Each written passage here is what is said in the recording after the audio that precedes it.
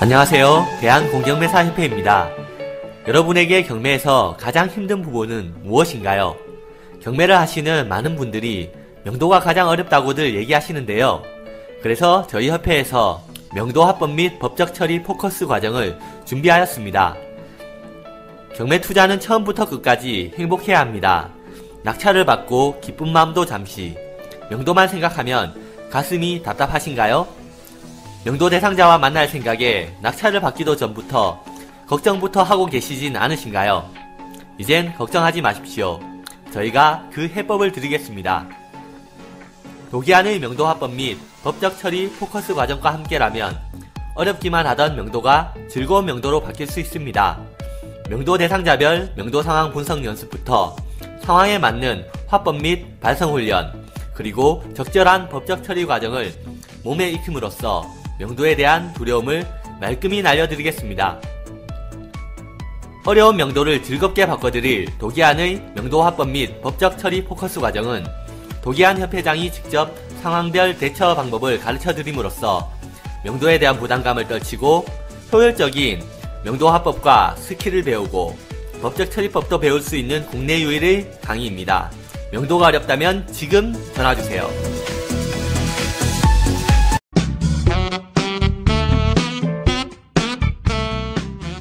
본 방송은 전 국민의 가난 탈출을 목적으로 합니다. 돈을 벌 수밖에 없는 확실한 재테크를 가까이 두고 엉뚱한 곳에서 애써 벌었던 돈을 날리는 어리석은 짓을 중단시키기 위해 만든 방송입니다. 법원 경매와 공매 지식은 물론 경제 상식을 주로 다루며 일방적 지식 전달이 아닌 쌍방향 소통을 중시합니다. 오늘 할 거는 2회차 강의로 경매 용어 이렇게 하겠습니다. 경매, 공매 용어.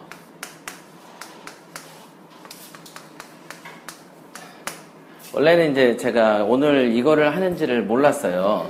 그래서 좀 전에 그 최고위 수업이 끝나고 한 별게 있겠어? 저는 이제 수업할 때 준비 안 하기로 이제 유명한 사람인데, 이제 즉흥적으로 이제 해야지 돼요, 원래. 강의를 제가 이제 다른 이제 지사장 분들한테도 어떻게 하는 법을 알려드리지 않겠습니까? 그죠? 강의에 대한 교수법을 전해야 되는 거니까. 수능 같은 경우에서도, 쪽집게 강사를 한테 배우러 막 오잖아요. 그럼 이제 쪽집게 강사가 어떻게 강의를 하는지를 TV에서 제가 본 적이 있어요. 그러면 어떻게 하냐면 걔네들은 어떤 이제 쪽집게 강사가 하나가 있고, 여기 한 명이 있고, 배우러 온 사람들이 이제 지방에서 올라오면 이 사람들을 기숙을 시킵니다. 기숙을 시키죠. 침대 하나 있죠. 2층 침대. 그런 데다 이제 한 칸씩 주고, 아침에 5시 반, 6시부터 깨워요. 그래가지고 아침에 이제 조깅도 좀 하고, 잔물을 막 시키고, 그 다음에 해가 떨어져서 밤 11시, 12시 될 때까지 강의하는 법을 교습을 시킵니다. 과제 내주고, 발표시키고, 그러면서 이제 쪽집게 쪽에서는 보면 약간의 외모도 되게 관리가 중요하죠. 그래서 이제 안경을 뭐를 써라, 타이는 빨간 거를 해라, 즉 패션에 대한 제한도 하죠. 그런 식으로 이렇게 강의를 막 합니다. 그게 쪽집게 강의들이. 그런 데서는 제일 중요한 게 뭐냐면, 강의에 대한 철저한 준비. 이런 얘기를 합니다. 제가 이제 최고위 과정을 저도 이제 대학교 같은 데 가서 이제 여러 번 수료를 해보면, 거기서 스피치에 대해서 제일 중요한 걸 뭐라고 하냐면요. 뭐라고 하는지 아세요? 준비. 철저한 준비. 여러분들이 아는 주로 스타 강사들도 하는 멘트들이 항상 뭡니까? 철저한 준비. 원고를 써놓고 토시 하나 안 틀리게끔 연습을 합니다. 그래서 몇 분 때 무슨 말을 해야 돼. 마치 개그 콘서트에 나온 개그맨들이 애워서 연기하듯이. 모르셨어요? 알고 계시죠? 네. 그런 식으로 합니다, 통상은. 그런데 문제는 뭐냐면, 저는 그렇게 해본 적이 없거든요. 근데 왜 그렇게 해본 적이 없은 거를 자랑인 것처럼 얘기할까요? 이유가 있는데. 경매랑도 관련이 있으니까 얘기를 했겠죠. 왜 준비하지 말라 그럴까요?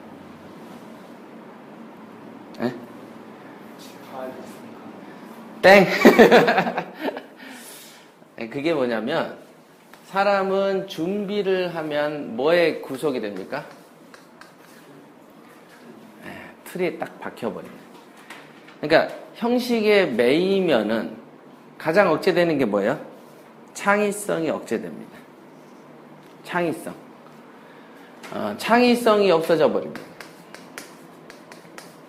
근데 이제 강의도 그렇지만은 기타 모든 우리 인생이라는 게 정해진 틀대로 안 돌아가죠. 그죠? 여러분들도 뭐 어떤 약속을 하고 친구랑 뭐 해야지 하고 왔다가도 내가 오늘 점심 때 꼭 뭘 먹어야지 해도 그게 안 지켜져. 그죠? 친구랑 뭘 약속해서 지켜진 게 별로 없어. 그러니까 어떤 게 계획대로 잘 안 되는 게 사실 우리 인생의 다반사이기 때문에. 경매 역할에서도 똑같죠? 경매에서도 똑같습니다. 저는 여러분들 상담도 해보면 상담도 이렇게 다양하게 변수에 의해서 막 자주 바뀌는 걸 너무 많이 알기 때문에. 그래서 준비라는 거가 별로 실속이 없구나라는 걸 알죠. 예를 들면 대학교 강의라든가, 예를 들면 중고등학교 강의, 국민학교 강의, 그죠? 초등학교 강의 같은 경우에는 원사이드로 이렇게 자꾸 토하기 때문에 틀만 알고 있으면 돼. 그래서 정해진 대로 외우면 어디서도 통하지만 이런 성인 대상의 강좌 같은 경우를 정해진 대로 갔다가는 나중에 돌발적 질문에 얼굴이 벌개지기도 하고 그 다음에 막 그 외우고 있는 거를 까먹기도 합니다. 누가 안 건들 때 내가 기억을 토해내는데 누가 막 건드려서 뭐 딴 얘기 나오고 저도 이렇게 막 이렇게 얘기를 하다가 집중해서 하다가 누가 문 열고 싹 들어오면 나도 정신이 혼미해지는데 외워서 하는 사람 같은 경우는 더 한단 말이에요. 아시겠죠? 자, 그래서 이제 중요한 것은 창의성을 만들기 위해서는 뭐에 의존하지 말라? 형식에 의존하지 마시고 형식에 의존하지 않는 법은 준비를 안 하면 됩니다. 자, 그러면 이거가 강의하는 사람한테나 필요하지 왜 저한테 이러세요? 명도할 때 저렇게 적용됩니다. 명도할 때 여러분들이 대충 이런 얘기 해야지라고 생각하고 만나도 전혀 다른 방향으로 튀는 것을 느끼게 됩니다. 그 다음 또 시세조사할 때 어떤 상황에 있어서 여러분들이 이제 어떤 준비를 시켜요. 제가 실무에서는 시세조사할 때는 이런 거와 이런 생각으로 이런 거를 짜가지고 이렇게 하세요를 시키는데 왜 이렇게 뭐로 하는지는 아시겠죠? 감춰야 되니까 하는 소리고 그렇게 짜서 해도 돌발적으로 자꾸 중개사들의 반응에 따라서 내 말이 턱턱턱 막힙니다. 그걸 많이 느끼세요. 일반인들이. 여러분들 시세조사를 지금이라도 전화를 이렇게 몇 군데 돌리면 본인의 성격 다 나오는 거예요. 뭐 저 성격은요 어쩌고 저쩌고 들을 필요가 없어. 그냥 전화 한 통화 딱 시켜보면 이 사람의 목소리, 행동 다 나오는 거예요 이게. 예. 즉 이런 틀에 매이다 보면은 전화 한 통화에서 정보 하나 빼내는 것도 힘들어 버린다니까요. 그렇게 됩니다. 뭐 관리사무소장하고 어떤 흥정을 할 때. 그죠? 체납 관리비가 얼마요? 낙찰 받고 와서 얘기하세요. 그럼 그러고 끊어도 되고 맞아 나 낙찰 안 받았잖아 이렇게 생각을 한단 말이에요. 그러나 낙찰을 받기 위해서 조사하는 거잖아. 자, 그럼 그걸 또 설명을 막 해줘야 돼. 즉, 아무런 준비된 게 이루어지는 게 없단 말이에요. 아시겠죠? 그래서 이게 저는 이제 이 직업과 이 강의가 통해 있다 보니까, 늘 준비 안 한 채로 오는데, 오늘은 이 자료를 좋아해서 아까 부랴부랴 친 거예요, 이게. 그 내용을 설명하면서, 경매의 실제 실무는 이렇게 돌아간다. 즉, 경매 실무에 여러분들이 강하려면은 돌발적인 상황에 능수능란해야 된다. 그러니까 나름 준비가 많이 돼 있어야 되죠. 이거는 준비 아닌 준비가 돼 있어야 돼. 그러니까 준비보다 상위 개념의 준비죠. 그러면서 마음이 턱 낮아 있어야 돼. 이런 게 이해되세요? 이런 게? 그죠? 마음을 턱 내려놓으면 모든 게 잘 될 때가 옵니다. 근데 형에 매이면은 상대의 어떤 돌발에 뇌가 막 흐트러집니다. 마치 운동할 때 무술 같은 것도 똑같죠. 체육관에서 배우는 그 주먹질이 현장에서 안 쉬어. 현장에서는, 체육관에서는 내가 생각하는 대로 실제 싸울 때 상대방이 그렇게 움직여줘야지 내가 이 발을 참 맞는데 얘가 안 움직여, 그렇게. 내 스케줄대로 안 움직인다니까요. 그러면은 하수가 돼버리는 거예요. 그래서 상대를 보고 내가 그 틀에 맞춰 나가는 게 제일 만만하고 제일 쉬운 겁니다, 사실은. 자, 요거는 이제 경매 실무에 관한 이론이고요. 경매 실무에 대한 이론을 알토란 2회차 강의에서 하니까 정신이 혼미하시죠? 요런 세계가 있다, 이렇게 보시면 됩니다. 이제 막 등산 좀 하고 걸음마 좀 하려고 하는데 갑자기 뭐 비행기 한 10,000m 상공 얘기해버리면은 어렵잖아요. 멀미나죠. 그렇게 되는 거지만은 대략 아마 이미지를 떠올려 보시면 아, 저런 식으로 실제를 하는 거구나. 이렇게 간을 보시는 걸로 이해를 하시고요. 자, 입문을 하시는 거에 두 번째로는 역시 이제 용어 정도는 알고 우리가 해야 되는데 경매에 대한 용어는요, 보면은 보통 한 30개, 40개 뭐 이렇게 됩니다. 그러니까 사실은 뭐 용어랄 게 뭐 있겠습니까? 그냥 경매에서 쓰는 말 정도인데 약간 혼동되는 말들이 몇 가지가 있다. 그 혼동되는 말들을 몇 가지를 제가 지금 급히 쳤습니다. 자, 1번 보시면 임의경매하고 강제경매 있죠? 임의경매, 강제경매. 자, 우리가 알고 있는 도매시장에는 경매하고 공매가 있다라고 제가 말씀을 드린 적이 있어요.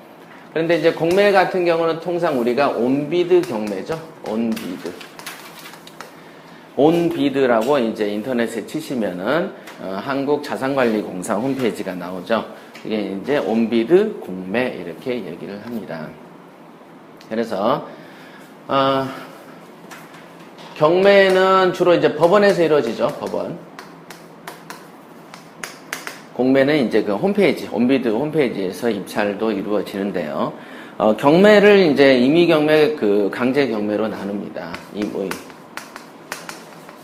거기 혹시 말소 기준 권리가 아래 있나요? 예, 6번에 있죠?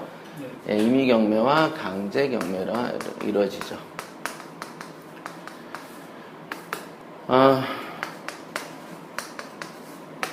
자, 한문 한번 읽어보시겠어요? 임의경매. 임의경매. 요거는 강제경매. 강제. 이게 강할 강자죠. 강하게 억제해버리는 경매. 하나는 당신의 뜻대로 경매. 이런 뜻이죠. 한문으로 표현을 하면. 그러면은 말소 기준 권리라고 그 밑에 있는 거가 6가지가 있는데요. 말소 기준 권리 그 6번에도 적으십시오. 말소 기준 권리는 몇 개가 있죠? 6개가 있다더라. 이렇게 보시면 되고, 6개는 저당, 근저당, 그 다음에 저당, 근저당, 담보가등기. 강제경매는 압류, 가압류,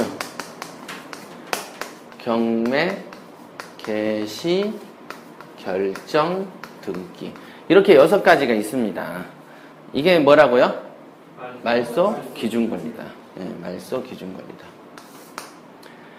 자, 크게 한번 따라해 보시죠. 저당, 근저당, 담보가등기. 저당, 근저당, 담보가등기. 압류, 가압류, 경매, 개시결정 등기. 압류, 가압류, 경매, 개시결정 등기. 예. 이 경매, 개시결정 등기를 8자를 붙여놓으면은 경매, 개, 시결정 등 뭐 이런 식으로 읽는 사람도 많아요. 아버지 가방에 들어간다 뭐 이런 식으로. 그래서 발음을 경매, 개시결정 등기 이렇게. 경매를 개시하라라는 결정을 하는 등기구나 이렇게. 안 그러면 경매, 개, 시결정 뭐지? 이렇게 되는 거죠. 역시 나는 안 되나 봐. 이렇게 이제 되는 거예요. 요거 읽다가. 자, 2자, 3자, 5자, 2자, 3자, 8자. 자, 쉽죠? 자, 가면 갈수록 글자 숫자는 늘어난다. 늘어나는데 저당 앞에 근자가 하나 붙은 그 저당, 근저당 같은 맥락인갑다. 압류 앞에 뭐가 붙었죠? 가가 붙었죠. 압류, 가압류는 또 형제지간인갑다. 이렇게 외우시면 되겠습니다. 그래서 2자, 3자, 5자, 2자, 3자, 8자. 그러면 입에 붙이기가 쉽죠? 저당, 근저당, 담보가등기, 압류, 가압류, 경매, 개시결정 등기. 이렇게 이 6가지가 말소 기준 권리가 됩니다. 말소 기준이라는 건 뭐냐면 어떤 기준이 이 날짜가 있겠죠? 각기 성립된 날짜가 3월 1일이면 그 위에 있는 거는 인수시키고 아래에 있는 거를 소멸시키는데 그 소멸이냐 인수냐를 가르는 운명적 선이 말소 기준권리가 되는 것입니다. 그러니까 말소 기준권리 그 란에다가 이렇게 적으시면 됩니다. 이렇게 임이냐 강매냐. 근데 이 6가지를 크게 두 분류로 나누는데 저당, 근저당, 담보가등기로 원인이 돼서 경매가 되면 무슨 경매? 임의경매라고 한다. 왜 그러냐면요. 성립을 할 때 보세요. 여러분들이 국민은행에 가서 대출을 받으면 국민은행이 여러분들한테 돈 쓰라고 꼬십니까? 여러분들이 가서 돈 좀 빌려달라고 사정을 합니까? 사정하잖아요. 네. 그러면 은행에서 어쩔 수 없죠. 그래서 감정해서 1억 드리겠습니다. 그런 다음에 서류를 작성하라고 시키죠. 그럼 여러분들이 이제 가서 서류를 작성할 때 감사하는 마음으로 작성합니까? 감사하지 않는 마음으로 작성합니까? 감사하죠. 이게 돈 쓰라고 하니까. 그래서 이제 자서를 가는 날은 이제 우리가 이제 좋은 조건에 받으면 그 기분이 이제 설레죠. 사실 그 돈을 빨리 받아 써야 되니까. 그래서 막 이름 쓰고, 여기다 뭐 쓰세요? 여기다 뭐 쓰세요? 요거는 130%, 120% 해서 1억 빌리셨지만은 1억 2천이라고 여기 쓰셔야 돼요. 아무 말도 묻지도 따지지 않고, 1억 2천. 그 다음 도장 가져오셔서, 자, 서류는요, 다 협조하죠? 그러면서 이렇게 얘기를 하죠. 그 근저당은 이자를 사장님께서 잘 내주시면 상관이 없는데, 안 되면은 저희 입장에서는 회수를 해야 되기 때문에 경매를 칠 수밖에 없습니다.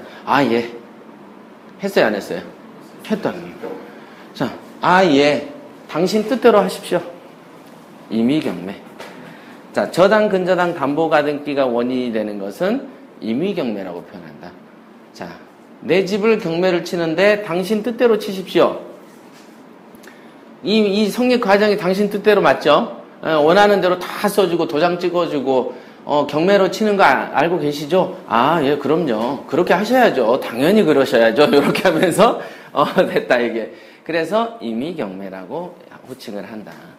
쉽죠? 그래서 임의경매하면은 국민은행을 떠올리십시오. 저당, 근저당을 떠올리시면 요렇게 그러니까 국민은행, 신한은행, 기업은행이 경매를 치면 꼭 그 앞에 뭐가 써져 있냐면 임의경매라고 써져 있더라.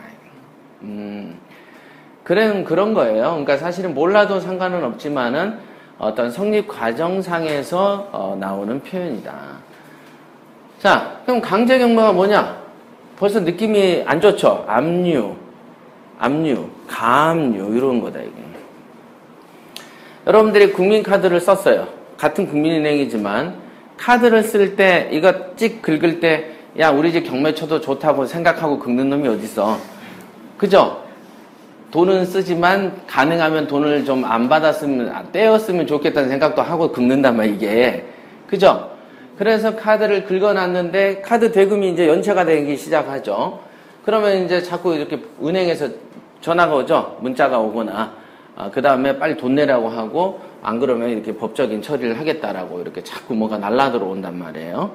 자, 그런 행위를 하다가 그래도 무시 저래도 무시 전화 받기 쉬우니까 피했는데 어느 날 우리 집을 담보로 해서 아니면 우리 집에 세입자가 들어온다고 해서 계약을 딱 하러 갔더니 부동산 중개사에서 뭐라고 합니까?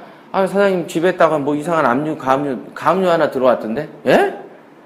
나는 모르는 건데? 그래서 딱 떼더니 국민카드 800만 원 이런 게 이제 들어온다면. 자, 자기 집인데 자기 집에 가압류나 압류가 된지를 알아요, 몰라요? 모르는 상태에서 쏙 들어온다. 개그 콘서트 말대로 훅 들어왔다 홍당한 거 맞지? 되는 거죠. 압류, 가압류가 나도 모르는 새에 반강제적으로 이루어진다. 그죠? 그러니까 뭐예요? 강제 경매라고 이름한다. 이런 게 원인이 돼서 경매를 치면 강제 경매라고 하는 것이다. 쉽죠? 자, 크게 두 가지입니다. 그래서 내가 경매 치는 거를 용인하면 임의경매. 나는 아무리 도망가고 피했는데 상대방이 강제로 턱 걸어버리면 강제 경매가 되는 거예요. 그러니까 그 원인이 압류, 가압류 경매 개시 결정 등기는 주로 강제 경매라고 호칭을 한다. 이렇게 이제 분리를 한 거예요. 그거는 이제 속성이니까. 요 정도만 아시면 거의 마스터 하신 거라고 보시면 됩니다. 2번은 개별 경매하고 일괄 경매라고 이렇게 되어 있죠. 개별과 일괄이냐. 일괄하면 어떤 느낌이 드세요? 건강해. 뭔가 패키지라는 느낌 나죠? 개별 그러면 낱개 같잖아. 그래서 우리가 과일상에서 사과를 한 2개 사면 낱개로 500원이다, 2,000원입니다. 그러면 한 4,000원 주면 되는데 한 4개 모아놓고 3개 모아놓고 패키지로 바구니로 한 다음에 10,000원에 판다 이게. 그죠? 그러면 우리가 갈등 때리죠? 그죠? 하나당 4,000원일 때 갈등 때리지. 하나당 4,000원이면 2개를 낱개로 팔면 8,000원인데 3개 하면 12,000원인데 3개를 모아놓고는 10,000원에 판다 그러면은 살까? 뭐 이런 갈등을 한단 말이에요. 이게 패키지로 판매하면 일괄 경매고 낱개로 파는 걸 개별 경매라고 한다. 그럼 왜 그런가? 왜 그런가? 자, 채권자가 있는데 채무자가 가지고 있는 부동산이 A, B, C, D가 있다. A, B, C, D가. A도 등기부 보면 채무자고 B도 채무자. 같은 채무자. 그러니까 부동산이 여러 개가 있는 사람이 경매를 당했을 때 얘기예요. 그죠? 그랬는데 채권자가 딱 봐서 이왕이면 어때요? 돈을 받으려면 4개를 다 경매를 치면 좋겠죠? 그죠? 다 4개를 예를 들면 경매 신청을 넣었어요. 다 경매 신청을 넣었어요.